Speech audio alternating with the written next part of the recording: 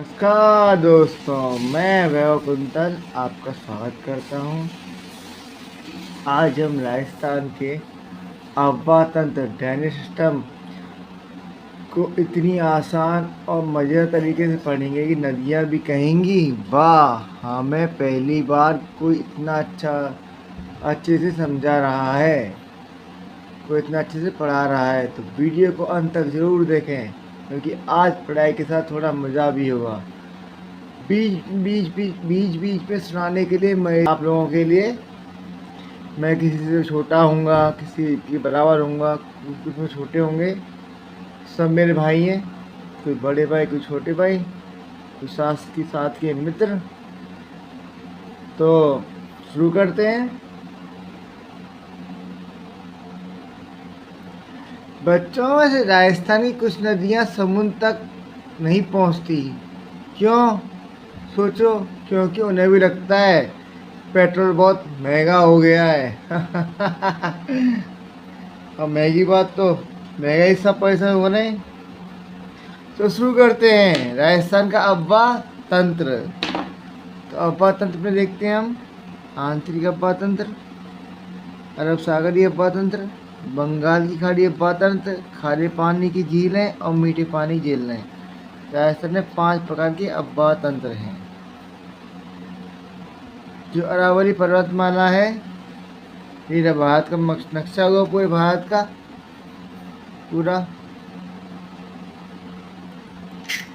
यहाँ पर देखें तो मेन राजस्थान की सारी नदी देखो, कच्छ का रण है पहला, गुजरात में थी खंभात की खाड़ी है, इधर अरब सागर है, इधर बंगाल की खाड़ी है।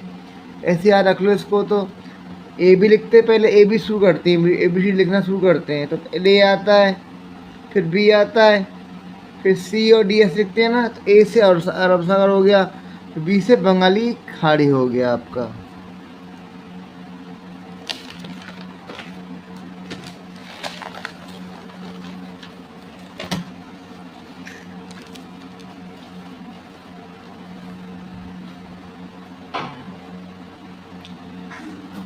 अवतरण नदियों व सहायक नदियों से बना प्रारूप या तंत्र अब्बा तंत्र कहलाता है।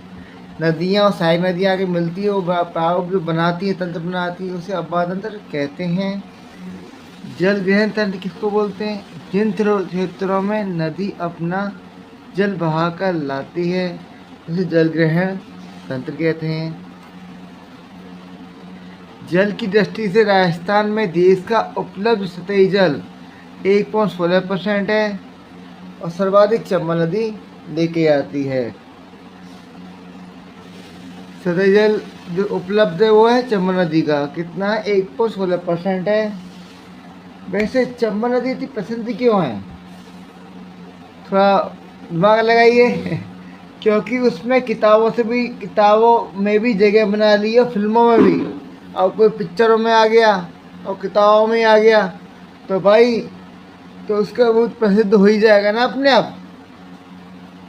तभी चंबल नदी इतनी फेमस है। राजस्थान में कुल जल ग्रहण को क्षेत्र 16 हैं। राजस्थान में कुल उपजल ग्रहण क्षेत्र 58 है। राजस्थान में सर्वाधिक नदियों वाला संभाग कोटा संभाग है। राजस्थान में सर्वाधिक नदियों वाला संभाग कोटा संभाग है। राजस्थान में सबसे अधिक नदियों वाला जिला चित्तौड़गढ़ है। तो ये दोनों पॉइंट अलग हैं। राजस्थान में सर्वाधिक नदियों वाला संभाग कोटा संभाग है। राजस्थान में सबसे अधिक नदियों वाला जिला चित्तौड़गढ़ जिला है। राजस्थान के वे जिले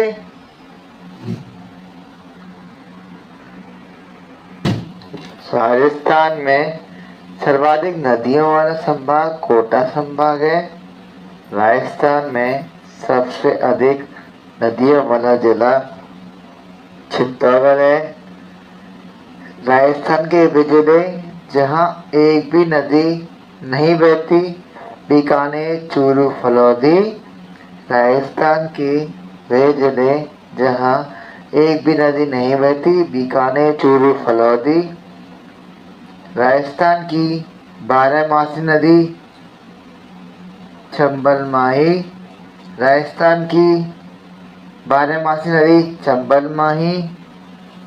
राज्य जल नीति की शुरुआत 1999 में हुई थी। राज्य जल नीति की शुरुआत 1999 में हुई थी। राज्य भूजल नीति की शुरुआत 18 फरवरी 2010 में हुई थी। राज्य भूजल नीति की शुरुआत 18 फरवरी 2010 में हुई थी। केंद्र सरकार द्वारा स्थापित राज्य राजस्थान भूमिगत जल बोर्ड की स्थापना 1950 में हुई थी। 1955 में राज्य को सौंप दिया गया था। केंद्र सरकार द्वारा स्थापित राजस्थान भूमिगत जल बोर्ड की स्थापना 1950 में हुई थी। 1955 में राज्य को सौंप दिया गया था।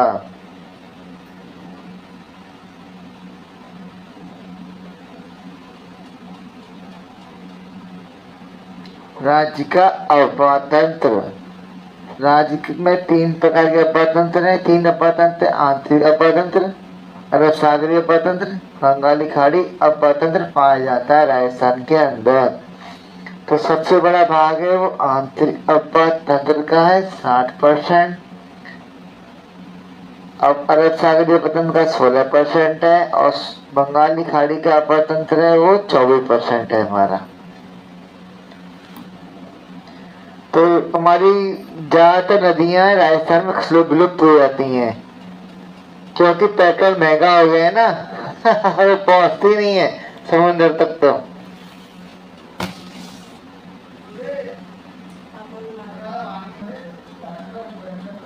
अब पढ़ेंगे राजस्थान का आंतरिक अपातंत्र।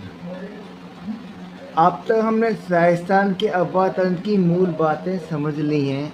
आगे हम जानेंगे कौन कौन सी नदियां अरब सागर की ओर बहती हैं, कौन सी बंगाली खाड़ी की ओर जाती हैं और कौन सी नदियां राजस्थान में समाप्त हो जाती हैं। यह topic RPSC, REET, first grade अन्य प्रतियोगी परीक्षाओं के लिए बहुत महत्वपूर्ण है। तो शुरू करते हैं कि कौन कौन सी आंतरिक अब्बा की नदियां हैं जो राजस्थान में रुक जाती हैं। वैसे अगर नदियां परीक्षा देने जाएं तो प्रश्नों की सबसे लंबी कौन है? नदियां परीक्षा देने गई हैं और प्रश्न आता है सबसे लंबी नदी कौन है? नदी बोलेगी सर लंबा है मत पूछिए, बैठे बैठे थक गए हम, ऐसा इतना लंबा है राजस्थान बहुत सबसे लंबा बड़ा जिला कौन सा है, राज्य कौन सा है? राजस्थान है। और लूणी नदी तो ये कहेगी दूसरी नदियों से कहेगी तुम मीठा पानी लेकर घूमो, मैं थोड़ा नमकीन स्वाद की हूँ, मैं तो नमकीन पानी लेकर घूमूंगी, मेरा स्वाद भी नमकीन है। तो इसको अब याद कर सकते हैं लूणी नमकीन नदी है क्योंकि नमकीन स्वाद लेके घूमती है वो। तो आपको याद रहेगा इससे कि लूणी एक नमकीन नदी है, खारे पानी की नदी है। आप देखते हैं कि आंतरिक अब्बा की नदियां कौन कौन सी हैं। घसा, इसका लिखिए है घसा मेरू काकारू, घसा मेरू काकारू, गा से गग्गर, सा से साबी, मे से मेंथा, रू से रूपनगढ़, का से कांतली, का से काकनी, रू से रूपारेल। घसा मेरू काकारू, गा से गग्गर, सा से साबी, मे से मेंथा, रू से रूपनगढ़, का से कांतली, का से काकनी, रू से रूपारेल। इन्हें खंडित नदियाँ भी कहते हैं। ये नदियाँ अपना जल किसी भी समुद्री भाग तक नहीं ले जा पाती। घग्गर नदी पहली नदी है, घग्गर नदी। उद्गम स्थल है सवाल की पहाड़ियाँ, हिमाचल प्रदेश। एंडिंग पॉइंट है बटनेर। लंबाई है इसकी 465 किलोमीटर। राजस्थान लंबाई है 156 किलोमीटर। राजस्थान में प्रवेश होता है टिब्बी हनुमानगढ़ से। राजस्थान में प्रवेश होता है टिब्बी हनुमानगढ़ से। गग्गर के उपनाम है मृत नदी, नट नदी, सौत नदी, लेटी हुई नदी। राजस्थान का शोक और चीतांग नदी मौर्य काल में कहते थे इसको। तो गग्गर नदी की लंबाई है 465 किलोमीटर, राजस्थान में 156 किलोमीटर। तो इसको याद करने ट्रिक बनाई है, घर आए सिवा और टीना के अब्बा हकरे ना है। घर आए सिवा और टीना के अब्बा हकरे ना है। गा से गग्गर, घर से गग्गर, आय से आवर माता, सिवा से शिवालिक पहाड़ियाँ, टी से टीना से टी से टिब्बी प्रवेश होता है, ना से नाली, टी से टिब्बी प्रवेश वाला स्थान याद हो जाएगा। और टी ना से नाली क्षेत्र, नाली किसकी क्षेत्र को नाली क्षेत्र बोलते हैं, है ना। शिवालिक पहाड़ियों से इसकी उत्पत्ति होती है। ये हो गया। गा से गग्गर नदी हो गई। तो आवर माता नंबर इसकी, आवर माता का मंदिर इसके पास में है। अब्बा से फुट पाकिस्तान जाती है जब इसमें बाढ़ आती है, जिसकी बाढ़ आती है। और हकरे से हकड़ा, हकड़ा से पाकिस्तान में कहते हैं, हम गग्गर कहते हैं इसको, हकड़ा पाकिस्तान में कहा जाता है। दो सभ्यता इस नदी किनारे मिली हैं, कालीबंगा और पीलीबंगा। दो सभ्यता मिली है, कालीबंगा और पीलीबंगा, गंगा नदी के किनारे।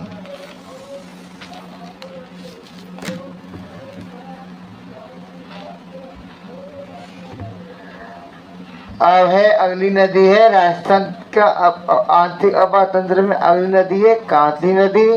इसका उद्गम होता है खंडेला की पहाड़ियां सीकर से। उपनाम है शेखावटी गंगा, मौसमी गंगा। कांतली नदी का उद्गम स्थल है खंडेला की पहाड़ियां सीकर से। इसका उपनाम है शेखावटी गंगा, मौसमी नदी। विशेष पूर्णतः वाक की दृष्टि से आंतरिक प्रवाह की सबसे लंबी नदी कांतली नदी है। पूर्णतः प्रवाह की दृष्टि से आंतरिक प्रवाह की सबसे लंबी नदी कांतली नदी है। सभ्यता मिली है कांतली नदी के बगल में, गणेश्वर सभ्यता व सुनाई सभ्यता। गणेश्वर सभ्यता मिली सीकर में और सुनाई सभ्यता मिली है झुंझुनू में। बेसिन, इसका बेसिन तोरावटी कहलाता है। इसका बेसिन तोरावाटी कहलाता है, तोरावाटी कहलाता है।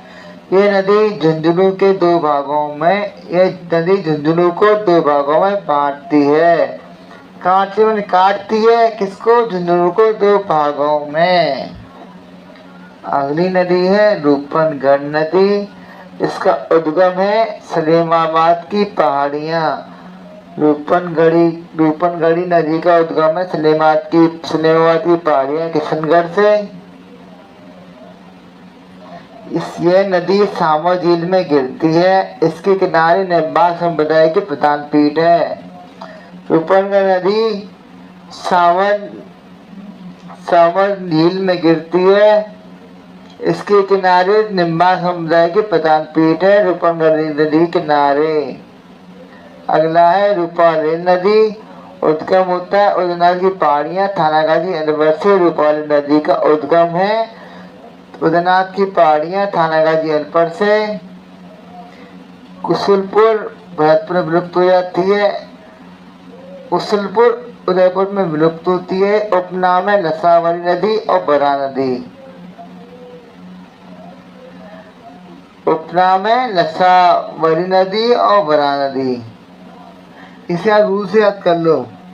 रूल से देखो, रूल से कैसे याद कर लोगे इसे आप।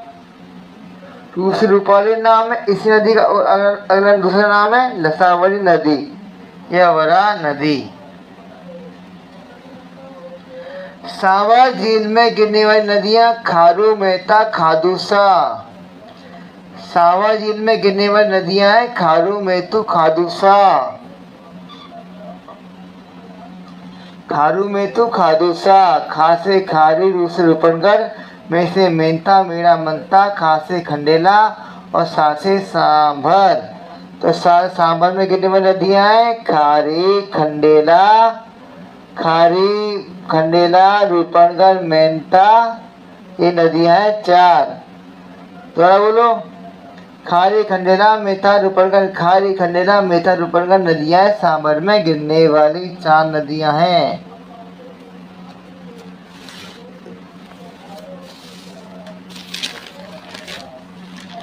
अगली नदी है आंतरिक प्रवाह की नदी, साबी नदी है। इसका उद्गम स्थल है सेबर की पहाड़ियां, जयपुर है। यह नदी रेवाड़ी हरियाणा से निकलकर नफजगढ़ झील में विलीन हो जाती है। साबी नदी का उद्गम स्थल सेबर की पहाड़ियां, जयपुर है।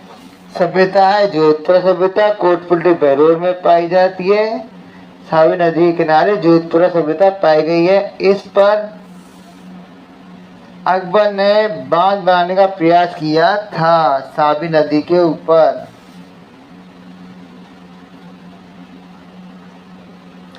काकनी नदी उद्गम स्थल है कोटरी गांव, जैसलमेर। काकनी नदी का उद्गम स्थल है कोटरी गांव, जैसलमेर। और इसका उपनाम है मसूरी नदी। राजस्थान की सबसे छोटी नदी है। इसकी लंबाई है 17 से 27 किलोमीटर। और छोटी नदी होगी तो मसूर तो होगी ना। तो काक नदी का नाम क्या है? मसूर नदी। काक आ गया तो कौवा छोटा सा होता है, मोर कितना बड़ा, तो आप मानो काक हो गया तो छोटा, तो छोटी से आप मसूर हो गया। मसूरी नदी नाम होता है इसका, मसूरी नदी भी नाम है इसका। बुद्ध झील का निर्माण करती है ये नदी। इसके किनारे काक गणेश का मंदिर भी स्थित है। काक गणेश का मंदिर काक नदी के किनारे स्थित है। अन्य अंत्य प्रवाह नदियां हैं कुकुर नदी, द्रव्यवती नदी, रोहिणी नदी, नीमड़ा नदी।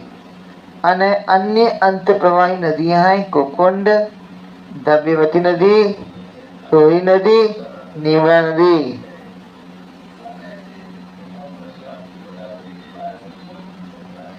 इनमें से कौन सी राजस्थान की अंतर्प्रवाह नदी नहीं है? कांचली में से कांकनी है कि सागी है, गंगर है। कौन सी नहीं है अंतर्प्रवाह नदी? सागी नहीं है, वो साबी है। वो सागी नहीं, साबी है अंतर्प्रवाह नदी है जो। गंगर भी अंतर्प्रवाह नदी है, कांकनी भी अंतर्प्रवाह नदी है, कांचली भी अंतर्प्रवाह नदी है, पर सागी अंतर्प्रवाह नहीं है, वो साबी है। दूसरा, स्थानीय भाषा में मसूरी के नाम से किस नदी को जाना जाता है? काकनी को, गंगर को, मातली को, रूपारेल को। किसको जाना था? मसूरी। मसूर कौन होगा? काकनी नदी वो सबसे छोटी नदी है, मसूर होगी। गंगा नदी राजस्थान के कौन से जिले में बहती है?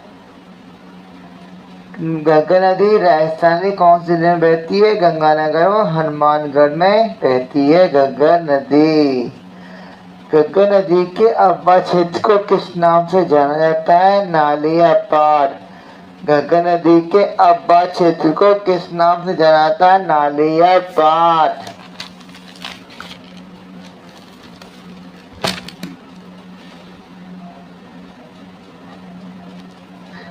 किस नदी के अब्बा क्षेत्र को तोरावटी बेसिन कहा जाता है? कांटली नदी के अब्बा क्षेत्र को।